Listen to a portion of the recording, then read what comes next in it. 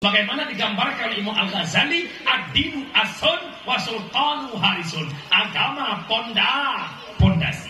Membangun rumah tangga sakinah, mawaddah warahmah mesti pondasinya agama. Baik ne pegah anak krek-krok ada kamu tungku krek-krok cilmo, tak nikmati krek-kroknya.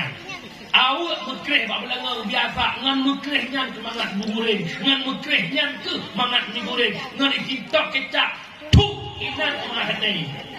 Ubom tak nikmati krek-kreknya, tiga krek-krok nalis niat sebuahnya kerana kampung ni, kampung. Oh, batas yang kedua tapo akhirat ilmu yang manfaat. Yang ketiga doa anak yang sah. Hai dem tale lagi begah taina ani muno. Muyahana lam didikan agama. Maka mak yakjo anak bak dayah nan dengo. Nyo balik kanai kampung. Nyo mohon